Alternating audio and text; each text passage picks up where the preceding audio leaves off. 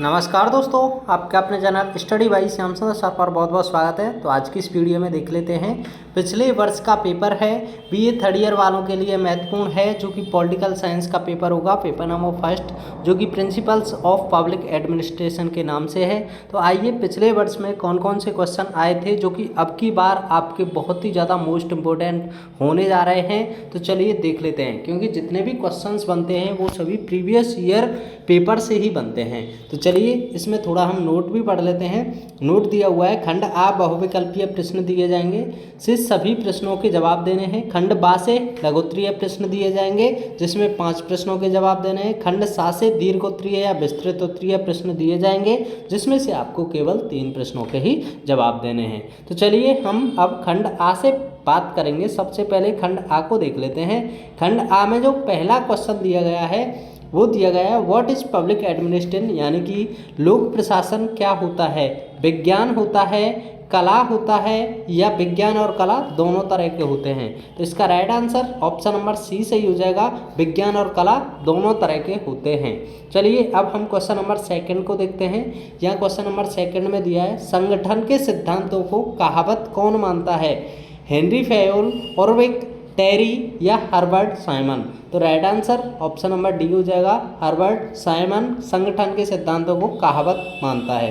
Question number third में दिया है, पब्लिक अकाउंट कमेटी में कितने सदस्य होते हैं। How many members constitute in public account committee, यानी कि 29 होते हैं, 15 होते हैं, 22 होते हैं, 36 होते हैं। पहले इसमें 15 होते थे, लेकिन अब बढ़ाकर 22 कर दिए गए हैं। तो इसका right answer option number C 22 हो जाएगा।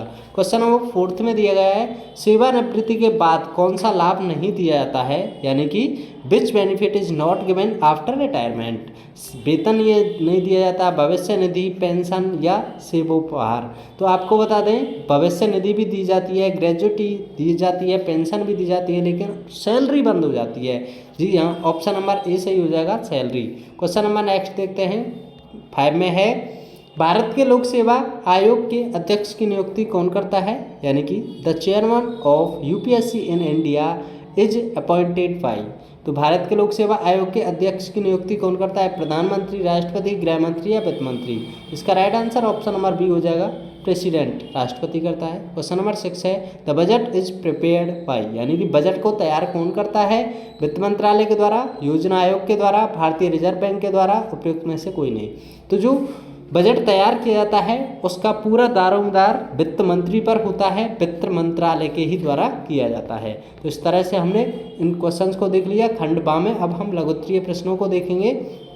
तो यहाँ आपको 5 क्वेश्चंस करने थे, तो पांचों को देख लेते हैं। क्वेश्चन फर्स्ट था, लोक प्रशासन के क्षेत्र के संबंध में पोस्ट कार्य दृष्टिकोण का आलोचनात्मक परीक्षण कीजिए। आप इस वीडियो को अधूरी ना छोड़कर जाएं, वीडियो को अंत तक जरूर देखें, क्या पता कौन सा क्वेश्चन आपके लिए इम्पोर्टेंट हो। आप पढ़ तो डेली रहे हैं, लेकिन आपको पता नहीं होता है कौन सा क्वेश्चन इम्पोर्टेंट है। इसलिए जो भी क्वेश्चन प्रीवियस ईयर टाइम आए हैं उन सभी को तैयार करके जाएँ और इन क्वेश्चन को देख लें एक बार। इन क्वेश्चन के माध्यम से अपनी तैयारी करें, आपकी बेहतरीन तैयारी हो जाएगी। जी हाँ, इन सभी क्वेश्चन को एक बार जरूर देख लें। तो देख लेते हैं, लोक प्रशासन के क्षेत्र के संबंध में पोस्ट कार्य दृष्टिकोण का आलोचनात्मक परीक्षण कीजिए। तो इसका आंसर आप देख सकते हैं या दे सकते थे। अगर आपने इसका आंसर नहीं जानते हैं तो आप हमारे चैनल की प्लेलिस्ट में जा सकते हैं, वहाँ हमने नोट्स डाले हुए हैं, इन सभी क्वेश्चंस के आंसर हैं। साथ में ही ऐसे क्वेश्चंस हैं जो अब की बार आपके आएंगे ही आएंगे। क्वेश्चन नंबर 2 देख लेते हैं, लोक प्रशासन और व्यक्तिगत प्रशासन में अंतर स्पष्ट कीजिए। तो लोक प्रशासन और व्यक्तिगत प्रशासन क्या होता है, क्या क्या अंतर होते हैं, ये आपको बता देना था। क्वेश्चन नंबर 3 था, नेतृत्व से आप क्या समझते हैं। जब नेतृत्व किया जाता है तो उससे आपका क्या मतलब है, क्या इसके बारे में जानते हैं, थोड़ा ड्रिल कर देना था। नेतृत्व के मुख्य सिद्धांतों की समीक्षा कीजिए। जो नेतृत्व के मुख्य सिद्धांत हैं उनके बारे में आपको बताना था। क्वेश्चन नंबर 4 था, नौकरशाही क्या होता है, नौकरशाही किस तरह का होता है, इनके बारे में बताना था और इसकी बुराइयां क्या हैं। नौकरशाही के साथ साथ इनकी बुराइयों के बारे में भी आपको डिटेल्स कर देना था। क्वेश्चन नंबर 5 था, प्रशासन में जवाबदेहिता से क्या तात्पर्य है। प्रशासन में अब जब जवाब दिया जाता है, आंसर दिया जाता है, तो उससे क्या तात्पर्य होता है, आप उसके बारे में भी पढ़कर आंसर कर सकते हैं।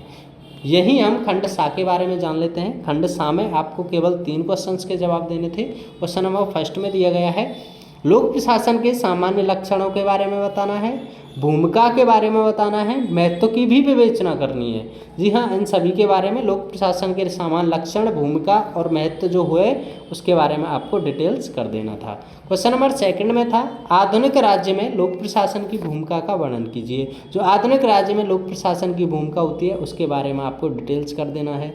भारत में प्रशासन पर न्यायिक नियंत्रण का वर्णन कीजिए। क्वेश्चन नंबर इस तरह से आप इसका जवाब दे सकते हैं। क्वेश्चन नंबर फोर्थ में दिया था, लोक निगम से आप क्या समझते हैं। जो लोक निगम होता है उसके बारे में आपको बताना था। साथ में इसकी प्रकृति और उपयोगिता के बारे में भी आपको समीक्षा करके बताना था।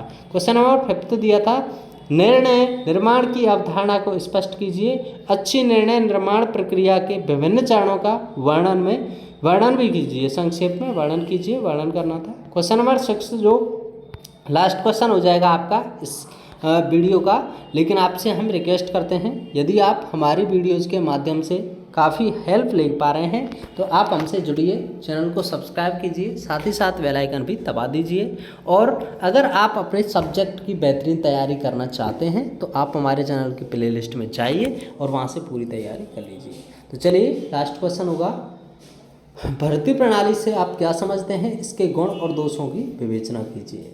तो इस तरह से हमने सभी क्वेश्चंस के बारे में जाना। मिलते हैं नेक्स्ट वीडियो में। Thanks for watching. जय हिंद, जय भारत।